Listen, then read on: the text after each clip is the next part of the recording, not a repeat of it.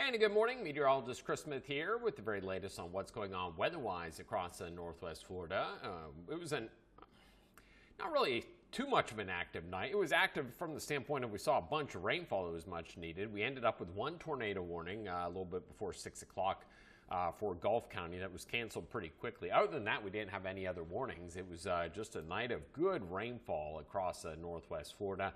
The cloud cover continuing to linger, though, as we look out over across Panama City Beach over there at Sharky's from this is the Holiday Inn, looking down on the beach there, looking awfully nice, and a little bit of sunshine, a few blue spots into the sky with northwesterly winds blowing at about 13 miles an hour. Now, we will see things improve. The rainfall has moved off to the east. You can see it pushing down over across the peninsula. You can see all the active weather that we saw during the overnight hours. Most of the thunderstorm activity stayed offshore, and when it got to the coastline, it kind of fizzled out because of the more stable air mass. But right there at the end, you can see that was your one cell that produced the tornado warning, and that was the only one cell that we had overnight across our area. Now, this is going to be a little tricky. This is rainfall totals, and the problem is that during this whole event, the EVX, the Red Bay radar, went out, and so the radar estimates of rainfall aren't going to be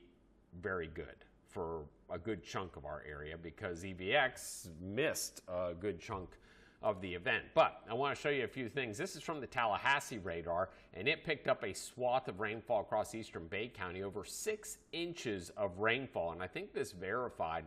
Now, again, this is far from the radar, but I think those totals probably did verify. Now, let me go through. This is the national radar, and that shows 2 to 3 inches of rainfall as far as estimates, but it's from the composite of the radars and therefore missing one of those radars being EVX.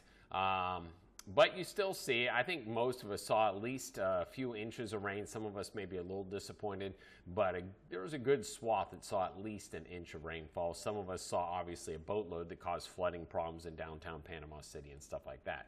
There you see the cloud cover, visible satellite imagery, still hanging tough across our area. So there's probably not going to be a ton of sunshine today, but we may be able to break out of it late. Look at the cold temperatures back to the north and west, 30s and 40s.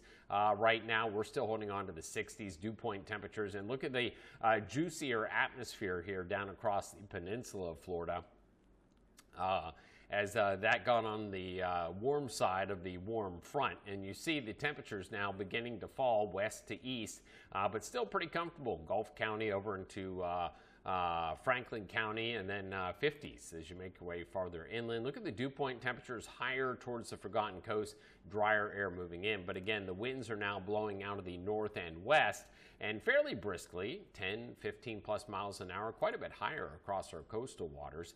But you still see those winds out of the north and west, and that's ushering in that drier, cooler air mass. Now, as we move through the evening and overnight hours tonight, those winds should begin to settle down, and that's going to lead to some very cold temperatures as we head overnight tonight. Some inland areas could get close to freezing, believe it or not.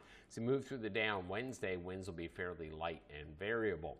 Now, there goes the cloud cover. So this is 4 or 5 o'clock this evening. So right around sunset, the cloud cover exits, and we should be clear as we head through the overnight hours tonight, and we'll see plenty of sunshine as we head into the daytime on Wednesday. So not really expecting any concerns there, although it is going to be chilly on Wednesday. Make no mistake about it. Then, here you go. This is Wednesday into Thursday. Here comes your next chance of rainfall with showers, possibly some thunderstorms across the northern Gulf Coast as we make our way through Thursday, Friday. And notice it's going to be several waves of rainfall and then possibly another wave of rainfall heading into your Saturday.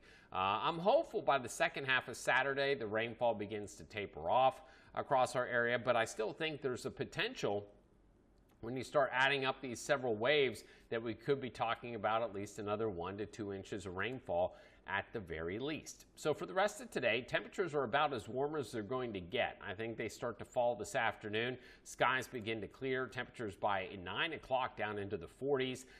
The tree lighting is at Sharon Sheffield Park this evening. It should be festive for that. Temperatures into the 50s, dropping into the 40s from 5:30 until 8 o'clock. A lot of events there. Look at your low temperatures tonight.